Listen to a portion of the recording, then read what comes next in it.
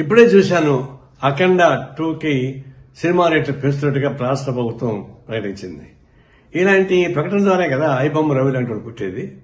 మీరు కోట్ల రూపాయలు ఖర్చు పెట్టి సినిమాలు తీసేసేవాళ్ళు ఆ డబ్బులు మొత్తం ప్రజల మీద భారం వేయాలని ప్రయత్నిస్తుంటే ఇది ఎవరికి న్యాయం? కాబట్టి ఇంకా ఈ విలువైన కాస్ట్లీగా ఉన్న సినిమాను చూడడానికి ఇష్టమైన ప్రజానీకం ఐబొమ్మ రవి లాంటి వాడు చేసిన సినిమాలు చూస్తున్నారు. మీరే కదా సూచిస్తున్నారు. మళ్ళీ అతను అరెస్ట్ చేసే హక్కు మీకు ఎక్కడ వచ్చింది?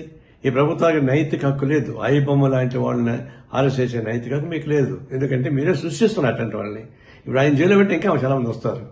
ఇలాంటి సినిమాలని రేట్లు పెంచి దివాళాపూరితంగా సంపన్న వర్గాల ఒడిగని చేస్తూ సామాన్య ప్రజానికాన్ని జోబులు కొట్టేసేటువంటి తిరుక్షోరం చేసేటువంటి అయిపోతున్నారు. ఇంకా రాబోతున్న సినిమాలు 6-7 సినిమాలు రాబోతున్నాయి.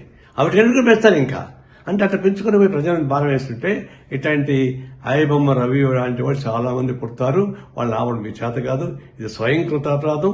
వ్యవస్థలో చేస్తున్నటువంటి అనేక అరాచకాల భాగంగా ఇది ప్రభుత్వం తగిన చర్యలు తీసుకోకపోతే ఇలాంటి అరాచకాలు జరుగుతూనే ఉంటాయి.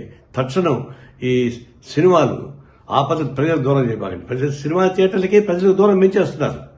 సినిమా థియేటర్లో 100 రోజులు 50 రోజులు ఆడుతూ ఉంటే జనం చూస్తారు సామాన్య ప్రజలకు. మీరు 3 రోజులు మొత్తం డబ్బులు వారుకున్న తర్వాత అది ఎవరు చూస్తారు? అంటే సినిమా థియేటర్లకి ప్రజానీకానికి దూరం చేస్తున్నారు.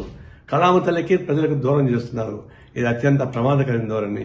ఇలాంటి విలాసవంతమైన సినిమాలు తీసి వాళ్ళు నష్టం అవుతున్న భయంతో ప్రజల మీద భారం వేస్తే ఇది ప్రజలు ఊరికే ప్రసక్తి లేదు. మేము తీవ్రంగా ఖండిస్తున్నాం.